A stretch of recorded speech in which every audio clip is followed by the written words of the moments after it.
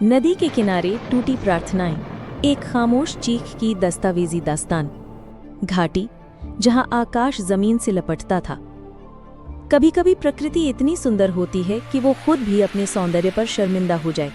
ऐसा ही एक कोना था इस देश के नक्शे पर, वादियों से घिरा, झरनों से नहाया, हरियाली में लिपटा, जहां पहाड़ों की चुप्पी भी एक किस्सा सुनाया करती थी। यहाँ एक पतली सी नदी बहती थी जो वक्त की तरह थी, शांत, सतत और सब कुछ समेटने को तैयार। यहाँ हर साल लोग आया करते थे, बस यूं ही अपनी आत्मा की धूल झाड़ने, अपने दुखों को पिघलाकर उस बहते पानी में बहा देने।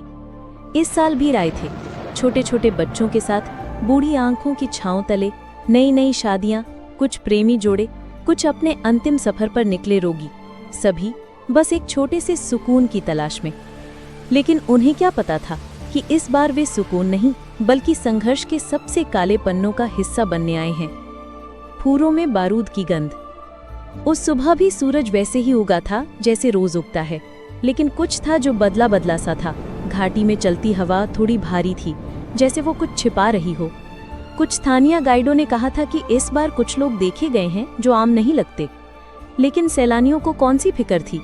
उनकी दुनिया में तो संदेह शब्द का मतलब गूगल पर देखा जाता था, और फिर जैसे स्क्रिप्ट लिखी गई हो वैसे ही वे साए आए, हथियारों से लदे, आंखों में आग लिए, जिन्हें धर्म की नहीं रक्त की तलाश थी। जब जीवन ने मृत्यु का मुखौटा पहन लिया। घाटी के एक कोने में, जहां नदी का पानी अचानक गहरा हो जाता है, वहीं एक कारवां रुकता है। कुछ लोग पानी पी रहे हैं, कुछ कैमरा सेट कर रहे हैं, कुछ बच्चों को नाश्ता खिला रहे हैं। तभी पहली गोली। एक माँ के हाथ से उसका दूध पीता बच्चा छूटता है, और धरती से टकराने की आवाज नहीं होती, बस खामोशी होती है। तुम कौन हो? नाम क्या है? हर जवाब के साथ एक जीवन तुला जाता है। अगर नाम रजा है तो एक शक, अगर नाम विवेक है तो राहत। ये युद्ध नहीं था, ये मान्यताओं का तर्कहीन संहार था। लाशों की घाटी, बच्चों की टूटी चप्पलें। एक छोटा बच्चा जिसका पैर गोली से छू गया था, चुपचाप अपनी माँ की लाश के पास बैठा था।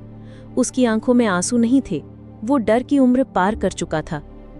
किसी की चप्पलें एक पत्थर पर टिकी थी, पास ही एक टूटा हुआ टिफिन जिसमें 2 रोटियां थीं, शायद अब कभी नहीं खाई जाएंगी।